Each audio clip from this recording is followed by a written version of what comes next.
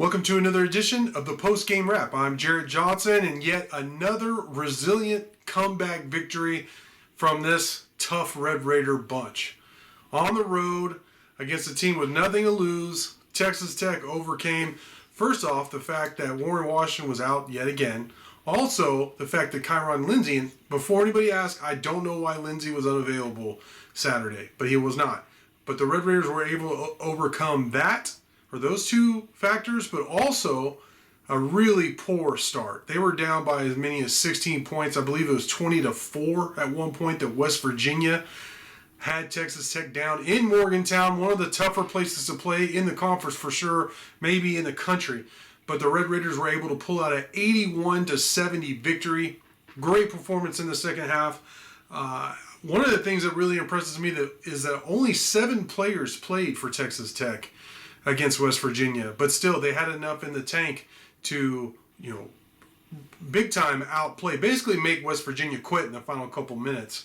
They found enough in the tank, some of that toughness, resiliency we've been talking about all year to get a victory. And now I truly believe that Texas Tech has locked up a spot in the NCAA tournament. They are 20-9 overall, 9-7 in the Big 12. They still have 2 conference games remaining before the conference tournament. I do believe that Texas Tech, first off, I believe that with this win, they're in. But I thought they had a good chance to make the tournament, even if they dropped the final 3 regular season games. Now, you could kind of, as a fan, you could relax a little bit. The team has to get healthy still. They got to get Warren Washington back if they want to do any damage in the tournament.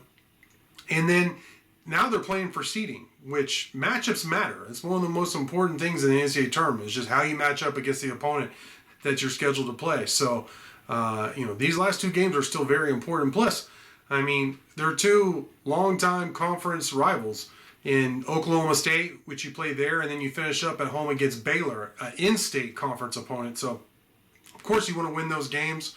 A lot of history for Coach Grant McCasland being at Baylor, having played there, having been a longtime assistant coach there under Scott Drew. So, obviously, they want to win that game.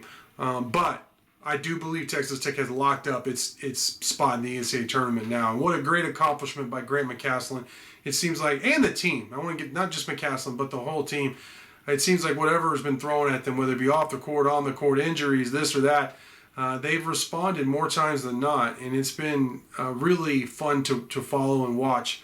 I think, in my humble opinion, I think Texas Tech fans should be really proud of this team and what they've accomplished so far, with much more of the season to go in terms of you still have some games in the regular season, the Big 12 tournament, then, of course, the big dance, the NCAA tournament. So, really exciting victory, the 81-70 victory over West Virginia. Despite West Virginia struggling this year, they came ready to play. They knew Texas Tech was down. I think they expected to win at home.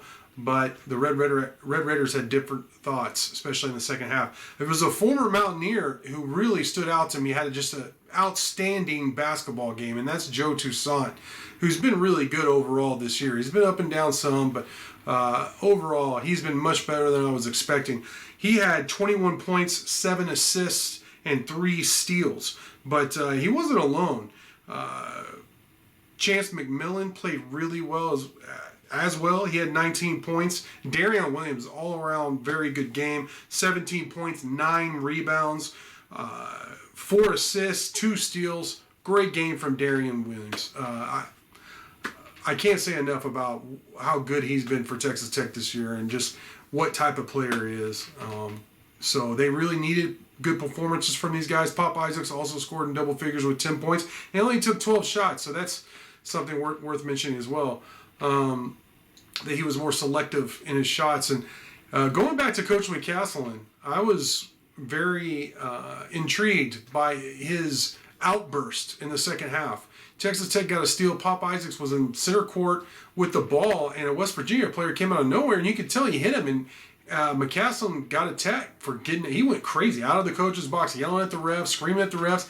And if you read his lips, he's saying he hit him in the throat. That's terrible officiating. So, although those 2 points at that point of the game were critical, that West Virginia made those 2 free throws, I think they cut it to a 2-point game. I noticed the refs called more fouls against against West Virginia trying to guard Pop Isaacs and the rest of the Red Raiders after that, and some big calls that they needed. And that's something that I've noticed that Pop Isaacs gets pushed around without getting the benefit of calls a lot. So the fact that McCaslin took up for his player, had to be restrained by the team, to be honest, after he got the first technical.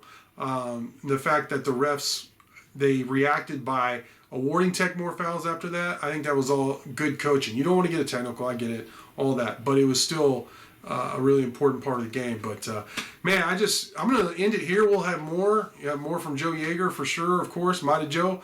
But 81-70, great victory for Texas Tech. I believe they punched their ticket to the NCAA tournament.